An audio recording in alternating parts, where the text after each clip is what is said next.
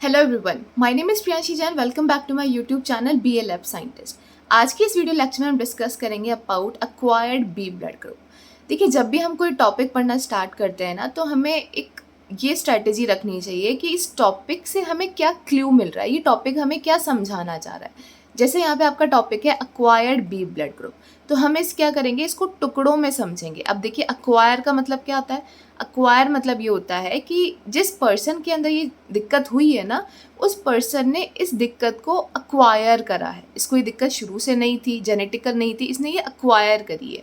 क्या एक्वायर करा है? बी ब्लड ग्रुप एक्वायर करा है। मतलब ये क्या बताना चाह रहा है कि इस पर्सन का ब्लड ग्रुप तो अलग है, लेकिन इसको कोई दिक्कत हुई जिसकी वजह से इसने कौन सा ब्लड ग्रुप एक्वायर कर लिया? बी ब्लड ग्रुप को एक्वायर कर लिया। ठीक है, तो हम देखो इसकी पैथोफिजियोलॉजी समझेंगे। यहाँ पर एक पर्सन है जिसका ब्लड ग्रुप है ए। ठीक है, ए ब्लड ग्रुप का मतलब क्या है? उसकी आरबीसीज के ऊपर ए एंटीजन प्रेजेंट होगा। अब ए एंटीजन की अगर हम केमिस्ट्री की बात करें तो ए एंटीजन का मतलब क्या होता है कि वहाँ पे एक एन एसिटाइल ग्लाइकोजामीन ग्रुप प्रेजेंट है। उसकी आरबीसीज पे एक एन एसिटाइल ग्लाइकोजामीन ग्रुप प्रेजेंट है। अब क्या हुआ, इस पर्सन को एक इन्फेक्शन हुआ किसी ग्राम नेगेटिव बैक्टीरिया का। कहाँ पे? इंटेस्टाइनल कोलोन के अंदर। ठीक है, अब ये जो बैक्टीरिया है वो क्या रिलीज़ करता है, मतलब बॉडी में या जो जहाँ उसका कोलन में इन्फेक्शन हुआ है वहाँ पे क्या रिलीज़ करेगा? एक एंजाइम रिलीज़ करेगा जिसका नाम है डी एसिटाइलेज। इस एंजाइम का क्या काम है? ये एंजाइम क्या करेगा? इस पर्सन की आरबीसीज पे एक्ट करेगा। ये क्या करेगा? इसका देखो फंक्शन क्या है, डी एसिटाइलेज। का नाम क्या है? D acetylase. तो यहाँ भी हम नाम से समझेंगे। डी एसिटाइलेज का मतलब क्या है कि ये एसिटाइल ग्रुप को रिमूव करने का काम करेगा। तो ये क्या करेगा? इस पर्सन की आरबीसीज पे जो ये ए एंटीजन था ना, एन एसिटाइल ग्लाइकोजामीन, इसके एसिटाइल ग्रुप को यहाँ से एलिमिनेट कर देगा, रिमूव कर देगा। इसको यहाँ से तोड़ देगा, एसिटाइल ग्रुप को यहाँ से हटा देगा।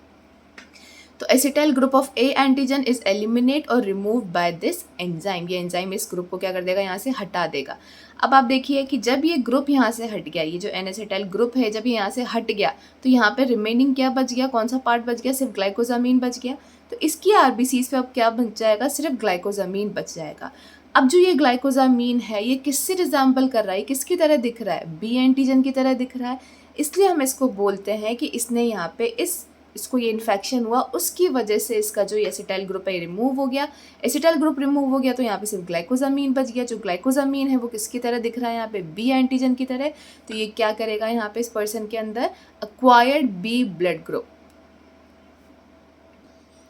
अब नेक्स्ट हम इसकी थ्योरी भी डिस्कस कर लेते हैं। इंट्रोडक्शन से हम स्टार्ट करेंगे। Acquired B blood group is the conversion of some A antigens to acquired B antigens by gram negative bacteria in cases such as colon carcinoma. इसका मतलब क्या है? अक्वायर्ड बी ब्लड ग्रुप एक conversion है जिसके अंदर कुछ A antigens acquired B antigens के अंदर कन्वर्ट हो जाते हैं। और वो कौन करता है? ग्राम नेगेटिव बैक्टीरिया करता है। किस केसेस में? जैसे कि कार्सिनोमा होता है कोलोन के अंदर।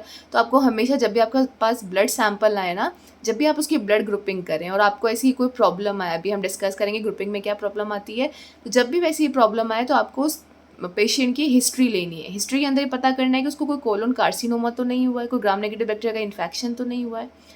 नेक्स्ट है इसकी pathophysiology. A person with A blood group, जिसका ए ब्लड ग्रुप है तो उसके ऊपर क्या होंगे? ए एंटीजेंस होंगे ऑन इट्स आरबीसी। उसकी आरबीसी के ऊपर ए एंटीजन क्या कंसिस्ट करता है? एन एसिटाइल ग्लाइकोजामीन ग्रुप को कंसिस्ट करता है। अगर इस पर्सन को इन्फेक्शन होता है किसी ग्राम नेगेटिव बैक्टीरिया का, वो इन्फेक्ट करता है उसको कोलोन को, तो ये बैक्टीरिया क्या रिलीज करेगा? एंजाइम रिलीज करेगा जिसका नाम है डी एसिटाइलेज।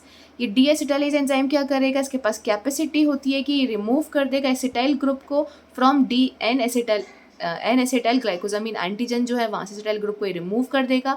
आफ्टर रिमूविंग, जब ये रिमूव कर देगा एसिटाइल ग्रुप को, तो वहाँ पे जो बचेगा लेफ्ट एंटीजन है वो क्या बचेगा? सिर्फ ग्लाइकोजामीन, जो किसको रिजेंबल कर रहा है? किसकी तरह दिख रहा है? बी एंटीजन की तरह दिख रहा है। This will lead to the formation of acquired B blood group. ये किसकी अब क्या बन जाएगा उस पेशेंट के अंदर? ए एंटीजन से क्या बन गया उसके अंदर? एक्वायर्ड बी ब्लड ग्रुप बन गया। अब देखिए, नेक्स्ट हम डिस्कस कर रहे हैं कि जब हम इस पेशेंट के ऐसा सैंपल जब हमारे पास आता है, ऐसे पेशेंट का जब सैंपल हमारे पास आता है और जब उसकी ब्लड ग्रुपिंग करते हैं तो ब्लड ग्रुपिंग में हमें क्या ऑब्जर्वेशन मिलती है। तो देखिए, ब्लड ग्रुपिंग में आप फॉरवर्ड ग्रुपिंग करोगे, रिवर्स ग्रुपिंग करोगे। तो फॉरवर्ड ग्रुपिंग में आपको क्या मिलेगा? फॉरवर्ड ग्रुपिंग हम यूज़ में लेते हैं एंटी ए एंटी सीरा और एंटी बी एंटी सीरा। अब देखिए क्या हो रहा है, आप समझिए, जो उस पेशेंट का सैंपल आया उस सैंपल में क्या है, उस पेशेंट की आरबीसीज हैं। आरबीसीज पे कुछ ए एंटीजन भी प्रेजेंट है क्योंकि सारे कन्वर्ट नहीं हुए, और जो कुछ ए एंटीजन कन्वर्ट हो गए हैं बी के अंदर, तो कुछ बी एंटीजन भी प्रेजेंट है। दोनों ही एंटीजन कुछ कुछ अमाउंट में कॉन्सेंट्रेशन में प्रेजेंट है। तो जब आप एंटी सीरा डालोगे तो ए एंटीबॉडी क्या करेंगी, यहाँ पे जाके ऐड हो जाएंगी, तो ये आपको क्या देगी, वीक पॉजिटिव रिएक्शंस देगी। और जब आप इसमें एंटी सीरा डालोगे तो एंटी सीरा में क्या है, एंटी बी एंटीबॉडीज़ हैं। तो एंटी बी एंटीबॉडीज़ कुछ जो बी एंटीजेंस प्रेजेंट है उसके साथ जाके बाइंड हो जाएगा। तो यहाँ पे भी आपको क्या मिलेगी, वीक पॉजिटिव रिएक्शंस मिलेगी। तो यहाँ पे वीक पॉजिटिव रिएक्शन क्यों मिल रही है, due to presence of some A antigens on RBCs. और weak positive reaction anti B antisera के साथ क्यों मिल रही है, due to presence of some acquired B antigens on RBCs. इसका मतलब जब हम फॉरवर्ड ग्रुपिंग करेंगे तो हमें एंटी ए सीरा में भी और एंटी बी सीरा में भी, दोनों में हमें पॉजिटिव रिएक्शंस मिलेगी। तो अब फॉरवर्ड ग्रुपिंग में आपको क्या पता लग रहा है कि इसका ब्लड ग्रुप क्या है, ए बी ब्लड ग्रुप है। देखिए रिवर्स ग्रुपिंग में क्या ऑब्जर्वेशन आएगी, रिवर्स ग्रुपिंग में हम सेल्स को यूज़ में लेते हैं, ए सेल्स को और बी सेल्स को। तो ए सेल्स में तो रिएक्शन नहीं होगी। रिवर्स ग्रुपिंग किस में होती है, सीरम को लेकर होती है। तो उस पेशेंट के सीरम में तो कोई चेंज नहीं आया है। देखिए उस पेशेंट का ब्लड ग्रुप क्या था, ए था। उसकी आरबीसीज पे पहले कुछ ए एंटीजेंस प्रेजेंट थे, वो ए एंटीजेंस कुछ बी में कन्वर्ट हो गए, तो उसकी अब आरबीसीज पे कुछ ए एंटीजेंस भी हैं, कुछ बी एंटीजेंस भी हैं।